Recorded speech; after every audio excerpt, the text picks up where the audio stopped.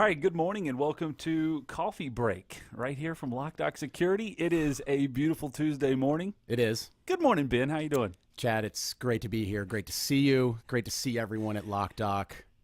Super excited about this morning. Well, we're glad to have you here today. So real quick, as we get started, it is our Coffee Break podcast. The whole kind of mission behind the thing is that it's just we're sitting around drinking our morning coffee and talking about, I don't know, any type of random topic that we can think of. Anything we can think of, sure. And by the time I've had this, and maybe, what is this, number 2 for? This is the four shots of espresso in the last 20 minutes. Well, so. I just started this one, so we'll see. But this is where I get, you get a little amped up, and things might just start randomly firing off. So I'm hoping for. That's what it's all about. Good. So the conversation and the kind of point of all of this is to just kind of wrap around conversation around things that are happening in small business, but in business in general. So it's not anything directly related to the security industry. However, over the last couple of weeks, we've had some really interesting guests that are not directly related to the security industry. Next week, our guest is completely out of the security industry. And I'm just fully ingrained in it. And you're fully ingrained in it. So we got a lot of fun stuff to talk about today, and I'm really excited to have you here. So again, coffee, you've got double shot espresso Americano. Mm-hmm. I'm drinking a chai coffee pour over with freshly squeezed oat milk. So, I have an issue with the whole oat milk thing. And I feel like a lot of oats were killed to try to make that milk, and it's concerning. I mean, that's... Well, the thing is, Kevin Starr here, one of our account managers, is a craftsman. Like anything that you want, he can figure it out. He can make it. He's made. Did he press those oats into the milk? That's handmade. Listen, this morning he woke up, went out to the farm, gathered the oats, pressed the oats, brought them in this morning, and milked the oats, and now that's what we have. And we have fresh It's oat milk. Genius. Yeah. It concerns me though. He brewed chai tea this morning, did the pour over. I mean, this is all handcrafted. That's a very millennial thing for you to be drinking. This is like a $7 cup of coffee right here. It is, except it's made right here at Loc-Doc in Charlotte. It's incredible. And that is why we have Coffee Break. Right. So, with that said, really a bit of introduction. Ben, you've been around the vlogs, you've been around videos, you're no stranger to Loc-Doc, except on occasion you don't show up down here for months on end. But anyway, you're here now.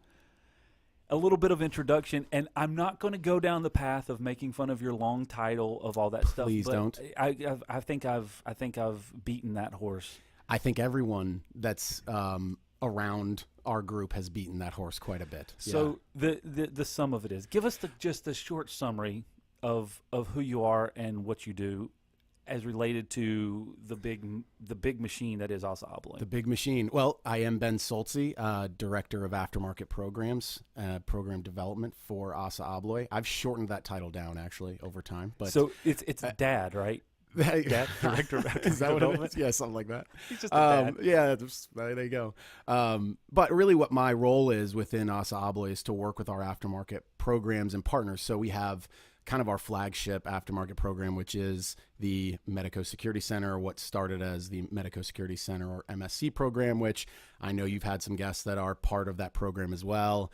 But that's really our flagship program for security professionals that helps drive new business opportunities through our sales force, but also tries to provide tools and opportunities to learn and build relationships, network with other like-minded and even other-minded business individuals that can kind of generate new ideas. So that's really our flagship program. But kind of now, and as ASSAABLOY is developing their aftermarket strategy, my role is to help build our tools for the sales teams to go out and execute effectively with all aftermarket partners. So there's 15,000 locksmiths in the U.S. and Canada. We barely scratch the surface, so we have to work with our wholesale partners that supply our products down to you and other security professionals to try to find ways to better build our business relationship, because ASSAABLOY is a big company and we have a very big message, and sometimes it's hard to get that message down to the next level. So that's really my goal, is to translate that. And we've had that conversation multiple times. Is there's so much stuff happening in a big organization like that? How do you slim that message down and simplify it to get it to the right people at the right time? Right. Otherwise, it's just noise all over the place. Well, I think something in ASSAABLOY that's been interesting is trying to find people that really understand or at least are trying to learn more about the business partners that we work with. Sure. We spend a lot of time with people that are very specific in a role, right? They may be focused on a certain vertical market, or they may be focused on a specific technology. I'm focused on a channel and a group of customers. So, for me and for the people that work with me, it's about understanding you and your businesses as much as we can, to take that information back to our operating companies and the management teams to say, hey, this is the kind of opportunities we have with these individuals and with these businesses. How can we create a message that's consistent for this group and find some, commonality across those businesses to bring a good message? Okay. What you just said there, I want to pause that, and I want to come back to it later, because I think it's vital. What you just described is essentially you're a liaison between the locksmith and aftermarket security channel, the locksmith and door installers and all that stuff all across the country, to the manufacturers that ASSAABLOY operates. That's correct. And the way we do that is through our DSS, our Door Security Solutions organization, which you have a local team here. I know Chris Sweeney has been on this before. Mm-hmm. It's a big group of people that are out there focused on, carrying that message out. So I think ASSAABLOY does a really good job of having that group be very focused on marketing, about sales, about business development. Yep. And they take that and they do a good job of crossing the lines where the brand teams, the companies that ASSAABLOY owns, are working with that sales and marketing organization to be cohesive. So what you do is not unique to ASSAABLOY, and it's not unique to even small business as a whole, because it's the same thing that we have to do with our customers. We have to figure out how to go out and talk to our customers and understand what they need, what their needs are, how we can provide and solve their problems, and then come back to our team and bring that message back and dissect it, figure it out, and then bring a solution. Yep. It's a normal process. It's just scaled, a different scale, but yes, very much about understanding the people you're working with and understanding the applications, or understanding the opportunity that you have with that customer to help them in some way, or overcome a challenge they may have. Perfect. All right, so that's kind of the direction we're going to be headed in. Before we go there, we have to pause and back up. All right, let's back up. Ben Sultze, where did you come from? Like, how did you get involved in this? Because you've been with ASSAABLOY now for how many years? Yeah, it's almost 8 years. 8 years. Yeah. You started as I was a territory manager, they called them. But basically I was a sales rep for the Chicago and Wisconsin market. That's where you started. Yeah, that's where I started. Well, that's where I started with ASSAABLOY. So I had a stint before ASSAABLOY just for a couple years out of college, but that was in China. So that was gotcha. Yeah. So when I came back and was looking for a career, Daniel Gills, who works still with ASSAABLOY, but for a different kind of group outside of DSS, he had mentioned Medeco, and I had no clue. And I went to college at Roanoke College, and this manufacturer. So hold on a second, back up. Sorry. You knew Daniel Gills before ASSAABLOY? Yeah, in college. Oh, yes, that's interesting. That's news. I know that's news. I thought everyone knew that. Maybe I just don't pay attention. Most of you all know like the entire story of my life. This is This is strange that you don't, but okay. But speaking of Daniel Gills, yes, and you, great individual. You guys have traveled all across the country. Yes, have had some really cool adventures. Absolutely. Anything stand out? Anything major that's been like, wow, this was a really cool moment that you and Daniel got to do together? Well, I think there's a lot of stories, obviously, and some really unique places that we've been to. One of my favorite stories I have with Daniel is he was working as the intelligent key specialist, right? It's a technology product, and we love you guys for that. He was this intelligent key specialist traveling the U.S., and I was in Chicago. And so he was traveling the country working with all the sales reps about, preaching the gospel of intelligent key and telling everybody how great it was. And so he came to Chicago, and we decided to make some cold calls. And that was one of my favorite things to do, is just call on end users and see if there's any opportunities that we didn't know about. And we ended up making a cold call on the Art Institute of Chicago. It was one of the coolest things that's ever happened. We got brought back into this room, like, you know, and these guys are talking about how, oh yeah, we need this.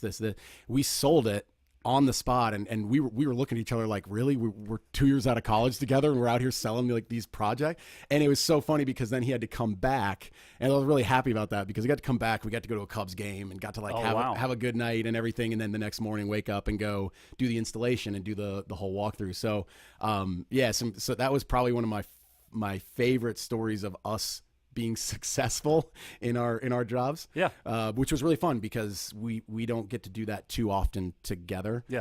But great guy, and he's the reason why I'm with ASSAABLOY. That's interesting. So I remember meeting Daniel Gills for the first time, but one of the things that really kind of stood out to me was this time. Oh no, you didn't. Oh yeah. Like you. Hold on. This wasn't that I try to stay. Wait. What's up, guys? It's July, so why not a Christmas song? Ready? Yeah. Merry Christmas. Merry Christmas. Merry Christmas. Happy holidays. Woo! Funny story. Tom Harris was standing right here. Tom Harris was my boss for a while. He was standing right there just laughing at us. You know what? That was almost so surreal. I kind of forget because it was at 11 p.m. at night, and we were just all asleep on the plane, and Daniel and I are sitting the entire, like, Lance is asleep. Daniel and I are sitting there the entire flight like, we have got to do something. Yeah. We've got to find a way to talk. Like, this is Lance Bass. We've got to get an autograph. We've got to take a selfie. We've got to do something. Sure. So the entire flight, Daniel and I are sitting there with headphones in, one headphone in the other. This is my favorite Daniel story. I don't know why. How did I miss this? We're sitting there talking. Crack research team. Oh gosh, you guys are good. He's sitting. We were sitting there with one earbud in. We're sharing earbuds on this flight, playing our favorite NSYNC songs, telling stories about them, and we are getting so excited about this. So, the plane lands and we're waiting on the door to open, and we're just like, Lance, can we sing with you? Daniel, obviously out of nowhere. I'm like, that's a great idea. And so we stand in the front, and the flight attendant takes a video. It was the first time ever I felt like, wow, social media is actually going to reach some people, and my post might get seen, and it was. 3 years later. 3 years later, there it is again. Yeah. That was, oh man. I try to think of like a work story, not like one of me just like hang out on an airplane with Lance Bass from NSYNC. That's part of it, man. All right, I'm sorry I missed that one. I was trying to think more constructive work things that like you could take and apply, like have fun with your friends, find new opportunities. But no, it's Lance Bass on an airplane in the middle of the night, coming from Reno, Nevada. Other careers that you had? You were a model previously? That happened. I like to talk about that a lot, actually. So if we could extend this podcast, that would be great. So I worked in China for a year, and I think it's really important it was important for me, but I think it's important for a lot of young people. And I was a little bit different. My dad was a pilot, so I got to travel a lot, but I used that to my advantage and had some connections overseas. And I moved to China for a year and a half and got to work. I didn't just live there. Got to work and learn about, almost foreign trade, foreign manufacturing. It's very interesting. But I think it was important to step out of your comfort zone a little bit. Mm-hmm. And especially when you're young and you can do those things, is be able to challenge yourself to do something outside the box. And so I was really happy that I did that. And I feel like that's something that you can do all the time, especially in the corporate world, right? And I think even as a small business owner, stepping out of the box a little bit, taking some risks in certain ways, calculated risks, of course, but challenge yourself to continue to learn.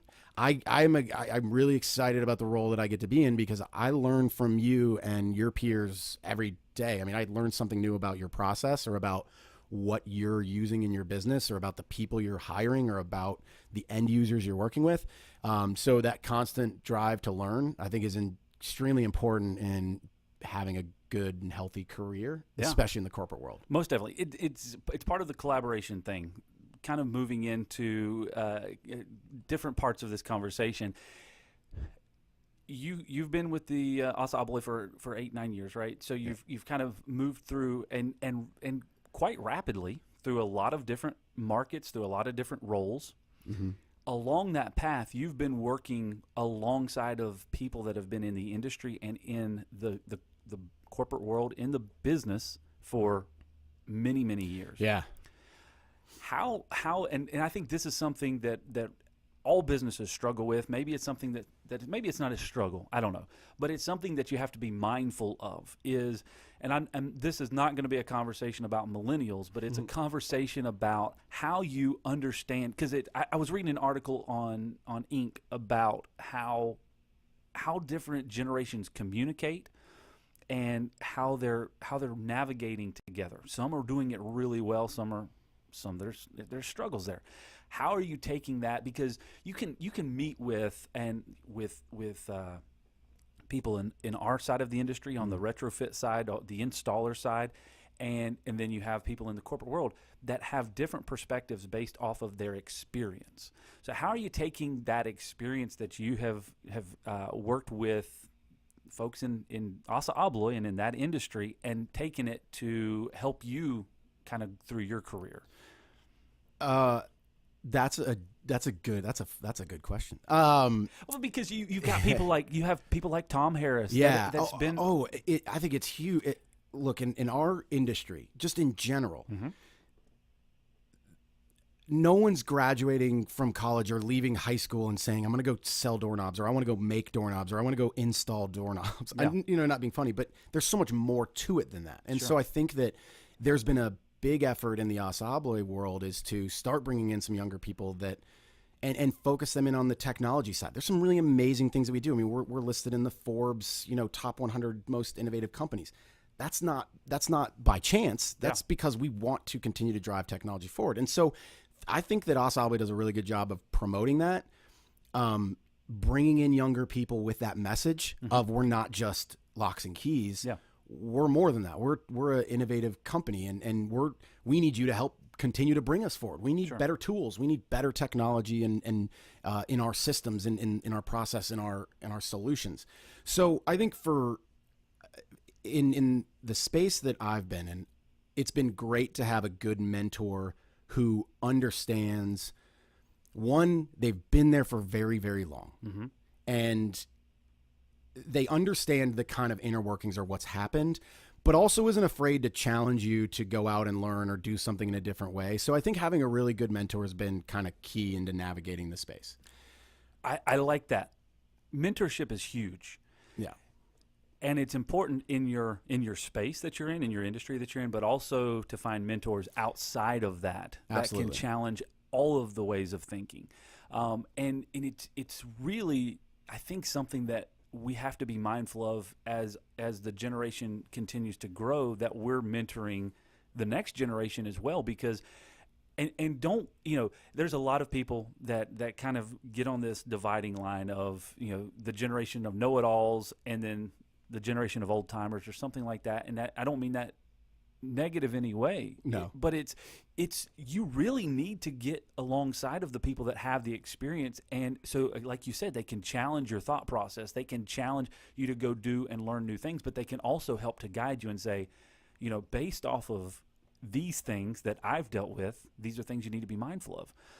And it's so when I was texting you about that kind of generational gaps, it's how are you finding ways to take advantage of it, not necessarily, because a lot of people immediately go to the negative. They immediately go to the negative of both generations. Doesn't like being on time, or all of the or the baby boomer generation or whatever doesn't like change, and they don't like to think outside the box and all that stuff.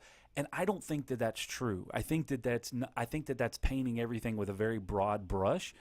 But what we have to do is be mindful of those that have been around for a long time and have had those experiences, and use that to our advantage to help us not go through those same issues. Right. Because they didn't have, maybe they didn't have that same mentorship ahead of them. So it's very interesting to find those mentors. So who has been some mentors that you've had in the industry or just in life in general? Well, he hasn't picked up my phone calls in a while, so I'm a little bit upset with him. But Tom Harris is probably the he calls me all the time. He calls you all the time. He stopped picking up my phone calls. He screens them. I know that's what he just doesn't. it's a problem. Do you need to use my phone to call him? Yeah, actually, that probably would work. No, but Tom was actually my boss for a long time in my second role, and so he's continued to be somebody that helps, and he's been with one of the companies that ASSAABLOY now owns, but with the company for 25, 30 years. So he has a really good perspective on the business that we're in, kind of the life cycle of it. He understands where our challenges are, and he's very open to working with millennials because he's a constant study, right? He's always challenging himself. He's always learning. So he's a pretty big mentor of mine. The neat thing about Tom Harris specifically is the conversation I had with him just a couple of days ago is he was asking me something, and he said, I think we got this wrong. And that's one of the things that I like about Tom Harris and people like that is they're not afraid to say, you know what, I think that was a misstep. We need to step back and fix that. Yeah. But not let it be detrimental and not like it's right. It's not going to ruin the entire organization because you made one mistake, and you can realize that and move forward. Tom Harris, I use him as an example all the time because he was one that first challenged me from a marketing perspective of don't wait till it's perfect, get it out there. How many people are you missing because you don't think that it's perfect and your customer base doesn't know if it's perfect according to your standards or not? You're measuring your standards against something that doesn't match up. Get it out there and start. Yeah. And it was just those types of things that I really appreciate with somebody that's been there before, and it's like that you can take from that and learn. Yeah. Yeah, so I think that he's obviously somebody that's well respected in our organization. He's been there for a while, and he's been really important in helping me kind of navigate. Who else? Everything in the world. Well, obviously my mom is somebody. She's one of the toughest people I know. Really? Yeah. Well, she put herself through getting her master's. She works in the superintendent's office at Jefferson Schools in Colorado. She's tough. So I always kind of respect that about her, is how she deals with her people, but how much she loves people, and also expects a lot out of people, but challenges them. So I've always kind of leaned on her sometimes whenever I have things that I'm kind of challenged with in work too, not life obviously, but in inside of work. I'd say that. Yeah, absolutely. Tough to kind of go through and pick, because you talk to people like every day. I talk to Daniel probably every day, and there's people like that that you need some people to same generation. It's just kind of bouncing ideas off each other. What's going on with you? What's the challenge on your side of the business of the world? So that's been. Yeah, I would say those are probably the three that I lean on the most, as well as you and Lars and Tony, right? Oh, wow. Yeah, not Alan Pante. Alan is a very, very good guy. He's the best. No, I have to. Yeah, Alan's great. And it was funny because they were one of my original accounts. Mm-hmm. So it's been interesting because there's in the MSc program, obviously, kind of in a different role now than I was as being their Medeco and Aero sales rep. Yeah. And being in there and calling on them and seeing the family and having that relationship where I'm in there, probably more than once a month and know them pretty well.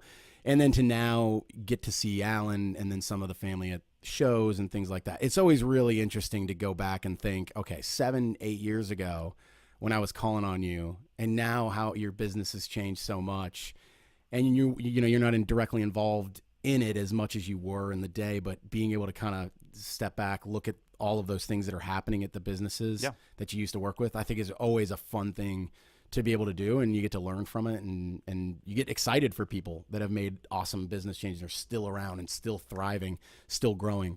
It's incredible that we have MSCs who have been in business as long as they have, because when you look at size of businesses, most of these guys are over $1 million of revenue a year, and that makes up a very small percentage of the businesses in the United States, right? So I think it's really exciting to see that they've been second, third generation businesses, and now we have this intimate relationship with them in their business to be able to say, how are you challenging yourself for the next generation? Yeah.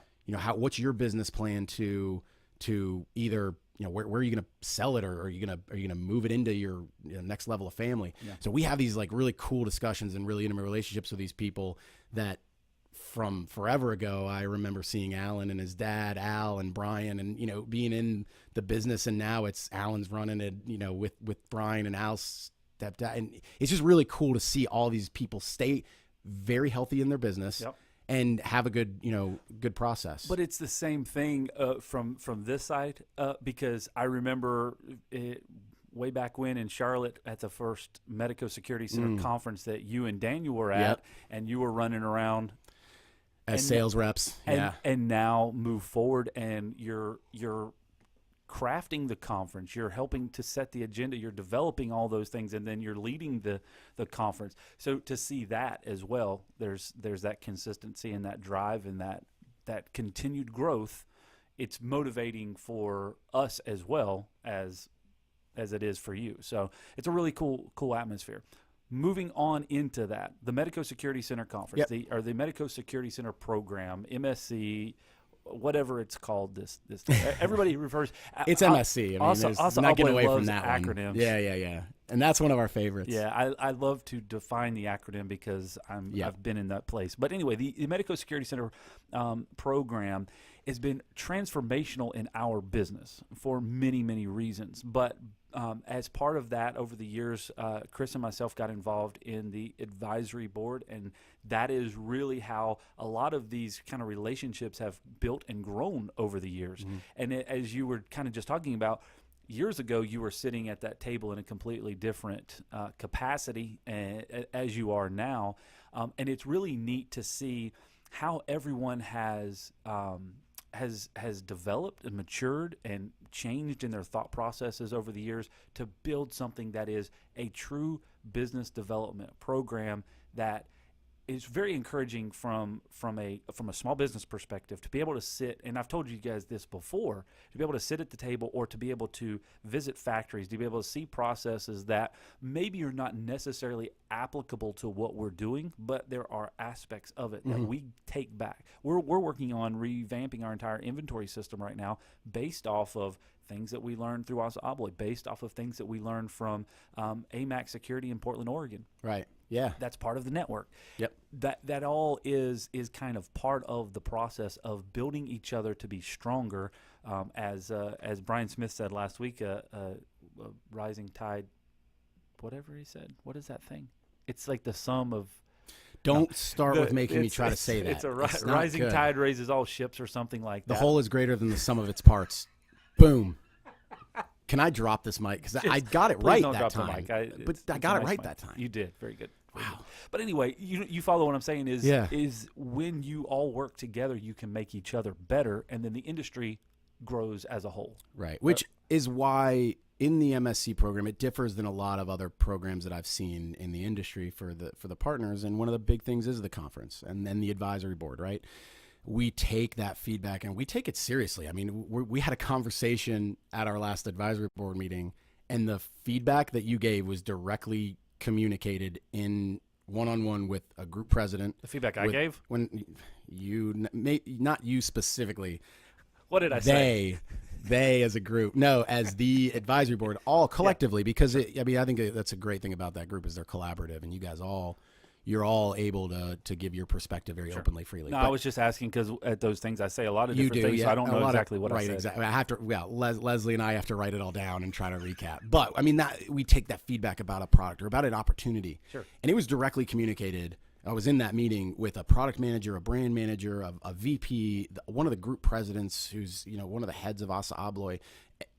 That kind of stuff doesn't happen, and it's not something that we can directly say is a benefit of being an MSC. Yeah. It's a benefit to us, we almost feel like, but at the same time, if your message is getting communicated like that, it's going to be beneficial down the road for our other MSC partners, which is really important at both the advisory board, but as well as the MSC conference that we have. So one of the things that I do want to make a point of, because the MSC conference, the Medeco Security Center program, all of those things are really directly tied into our industry and to a select few businesses, 150, 200, whatever the number is, that I change all the time. But anyway, the message that I want to give is in any business that you're in, whatever industry it is that you're in, find a network of like-minded professionals that you can get involved with at some level.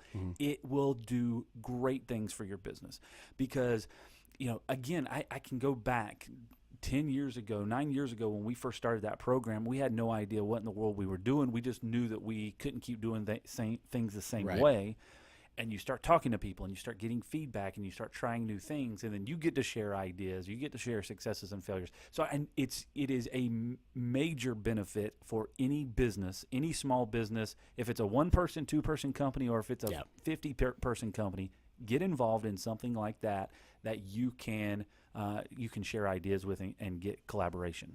Yeah, no doubt. One of the hardest things about having responsibility for the advisory board is rotating people through and getting participation, because over the commitment of 2 years, you find people that are great and they've got really good ideas, and they're a part of this advisory board.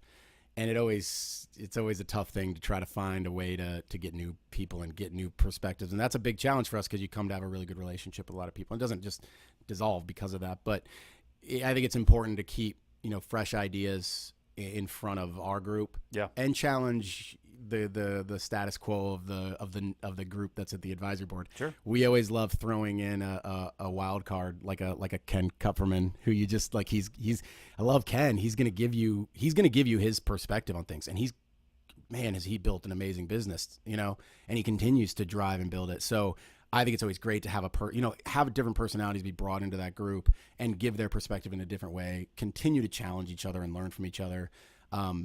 I can't tell you how much I think our biggest benefit of the MSC program, of what we can do, is the conference, because there's no other experience like that for you, the business owners in this program, to be interactive with us and with other partners. Oh yeah, you get direct access to the manufacturers, to the manufacturer reps, to the people that are the product managers. You get to understand the why behind what's happening, and then you get to give feedback. If your feedback is so far off base, at least you get to have that conversation and understand why it's off so far base. Yeah. But it gives all kinds of major benefits from that. So with that, the conference this coming year is going to be in Austin, Texas. San Antonio. Why did I say Austin, I Texas? don't know.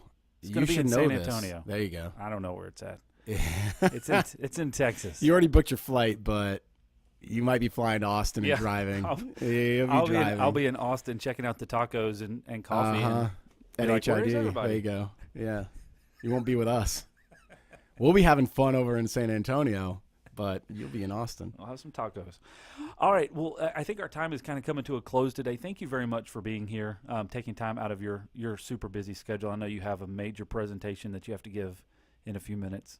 Yeah, in like 30 minutes, it's going to be great. It's really fun to be able to do that, though. To you come up with ideas from the advisory board and you're trying to turn them into something, and it's an investment. It's a big investment, and I like the challenge of trying to sell our partners and our partnerships. Are you wearing avocado socks?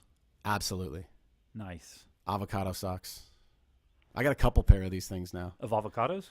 Well, I've got avocados, not in my bag, but I've got a couple pairs of avocado socks. Yeah. You got something against avocados? No, I love avocado toast. Avocados they're great. I eat avocado toast all the time. Can I just say that one of my favorite things about this podcast is your jingle at the end? Well, it's at the beginning too, but yeah. Oh, it is. Yeah.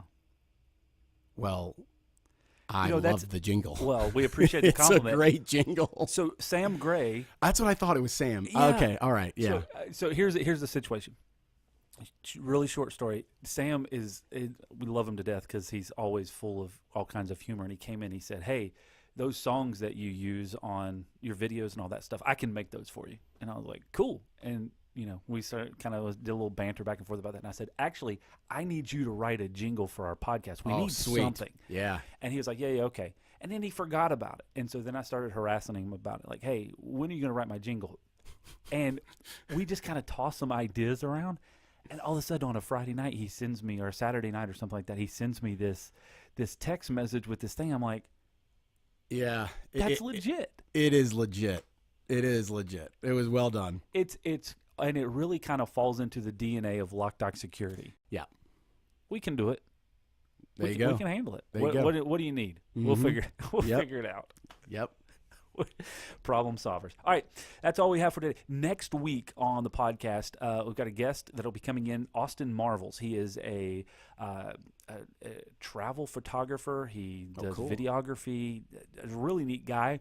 I met him actually at a Charlotte Hornets golf event. Hit it off, and he's going to be on the podcast next week. So That's awesome. It'll be a fun conversation, completely different than today, but we'll dive into that next week, and we'll see you all next week right here on the Coffee Break.